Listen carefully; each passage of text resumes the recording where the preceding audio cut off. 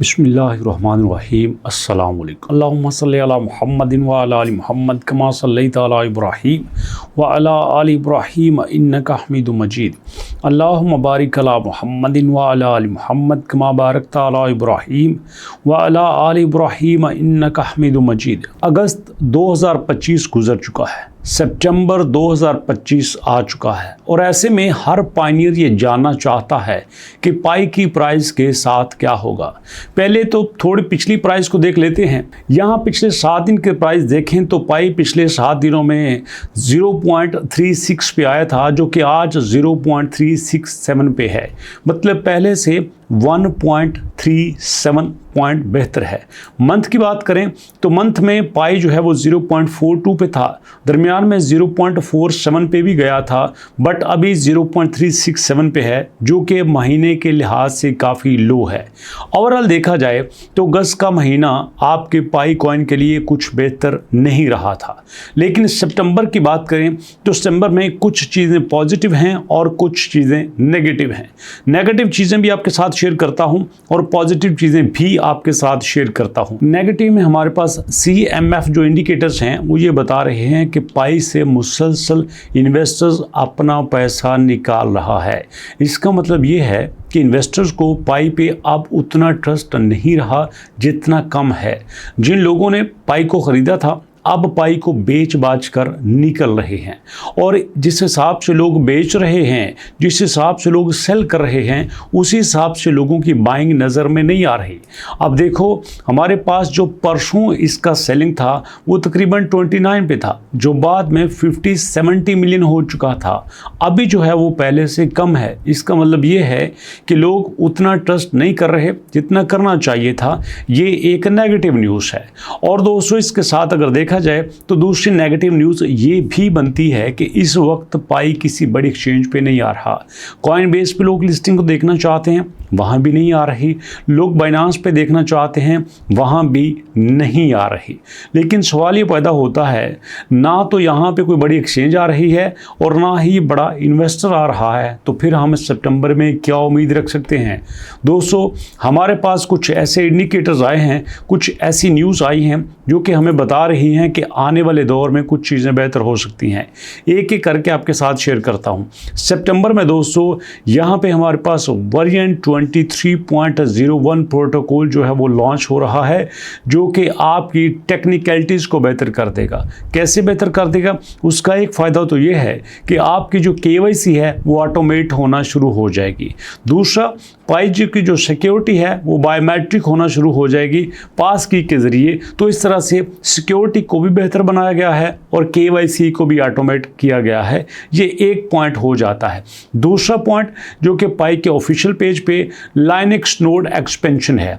ये हमारे पास दोस्तों पाई का ऑफिशियल पेज है। 27 को न्यूज़ आई थी कि Linux node release and upcoming protocol upgrades. तो यहाँ पे लाइनेक्स नोड को जो है वो इंस्टॉल कर दिया गया है। इसका मतलब ये है कि अब विंडोज़ के ऊपर, मैक के ऊपर और थर्ड वन हमारे लाइनेक्स के ऊपर भी पाई को ऑपरेट कर लिया जाएगा। जो यूज़र लाइनेक्स को यूज़ करते हैं, सिक्योरिटी के पॉइंट ऑफ व्यू से हमने तो ज़्यादा विंडो ही यूज़ करना है, लेकिन जो कंप्यूटर के एक्सपर्ट हैं वो लाइनेक्स को यूज़ करते हैं, उनके लिए भी पाई ने अपना वर्जन रिलीज़ कर दिया है। ये दूसरी पॉजिटिव न्यूज़ है। तीसरी पॉजिटिव न्यूज़ यहाँ पे ये बनती है कि पिछले दिनों स्वीडन की स्पॉटलाइट स्टॉक एक्सचेंज में आपका जो पाई है वो लिस्ट हुआ है और उसमें तकरीबन $947 मिलियन इन्वेस्ट हुए हैं। जी हाँ, स्वीडन की स्पॉटलाइट स्टॉक मार्केट में $947 मिलियन की इन्वेस्टमेंट हुई है पाई में, जो कि एक बड़ा ही पॉजिटिव न्यूज़ है। तो ऐसे में दोस्तों ये कुछ चीज़ें ऐसी हैं जो पाई को आहिस्ता आहिस्ता बेहतर कर रही हैं। ज़ाहिर बात है एक चीज़ मार्केट में आती है उसके कुछ नेगेटिव पॉइंट्स भी होते हैं और कुछ पॉजिटिव पॉइंट्स भी होते हैं। सेम प्रोडक्ट कुछ लोगों को अच्छी लगती है और कुछ लोगों को अच्छी नहीं लगती। जो अच्छी नहीं लगती वो उसके बारे में कुछ नेगेटिव रिव्यूज़ देते हैं और जिनको अच्छी लगती है वो इसके बारे में पॉजिटिव रिव्यूज़ देते हैं। लेकिन हमारे पास जो इस वक्त प्रेडिक्शन आई हैं वो ये हैं कि इस वक्त जो पाई क्लेम कर रहा है, जो पाई के ऊपर चल रहा है, उसके हिसाब से देखा जाए तो अगर सारी बातें ठीक हो जाती हैं तो पाई अपने आप को बड़ा इजीली रिकवर कर देगा। यहाँ पे देखिए ना, हमारे पास ये 27 को न्यूज़ आई थी थोड़ी सी पॉजिटिव, और अगर हम पाई का चार्ट देख लें पिछले 7 दिनों का, तो पिछले 7 दिनों के चार्ट में ये आपको क्लियर हो जाएगा कि पाई ने यहाँ पे, ये देखो ये डेट है यहाँ पे 26 के बाद 27 के बाद पाई ने अपने आप को रिकवर करना शुरू कर दिया है। इसका मतलब ये है कि जो न्यूज़ मार्केट में चल रही हैं उन न्यूज़ का कुछ पॉजिटिव असर आना शुरू हुआ है, और उसी हिसाब से यहाँ पाई कुछ बेहतर भी हो रहा है। और बात रही यहाँ पे ट्रेडिंग वॉल्यूम में इजाफे की, तो एक मैंने एक्सपर्ट की थोड़ा सा एनालिसिस पढ़ा था, उसने बड़ी कमाल की बात की थी। उसने कहा यहाँ पे अभी थोड़ी सी खामोशी चल रही है, यहाँ इन्वेस्टर हरकत में नहीं आ रहा, और ऐसा उस समय पे होता है जब किसी जगह पे बहुत बड़ी मूवमेंट होना होती है।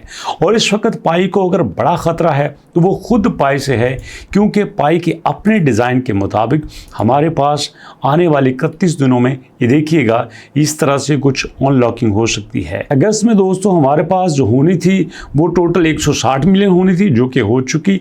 उसके बाद दोस्तों सितंबर में हमारे पास होनी थी 93 मिलियन, तो इस तरह से होती जाएगी और ये होना ही है।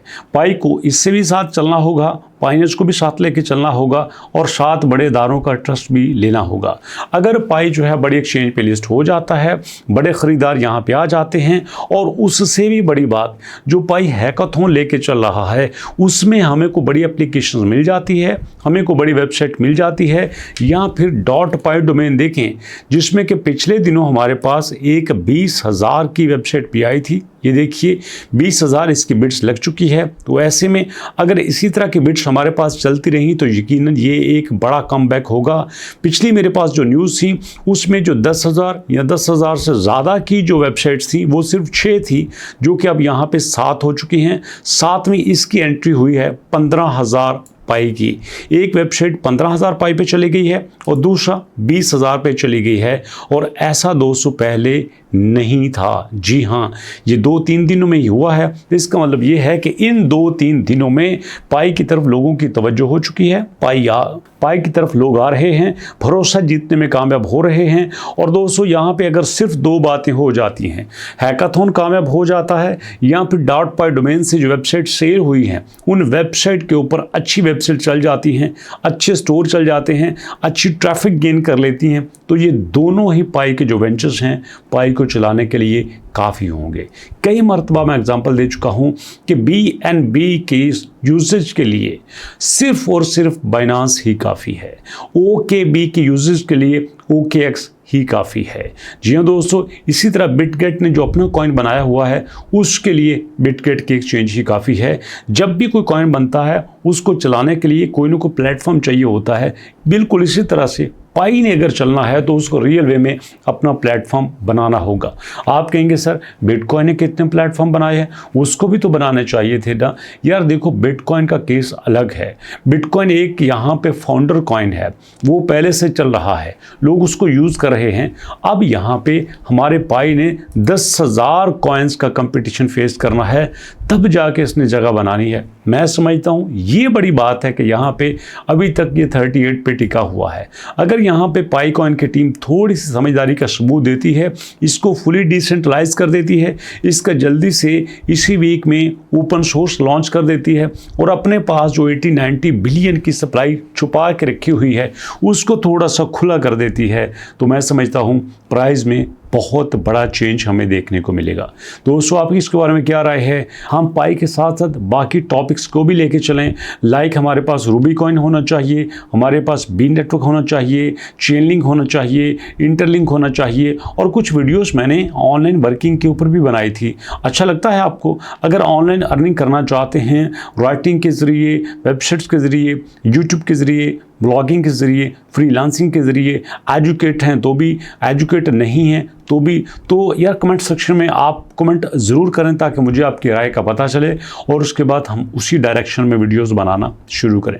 वीडियो आपको कैसी लगी यार अपना फीडबैक जरूर दीजिएगा, और इंशाल्लाह मुलाकात करते हैं नेक्स्ट वीडियो में। तब तक के लिए अल्लाह की अमान।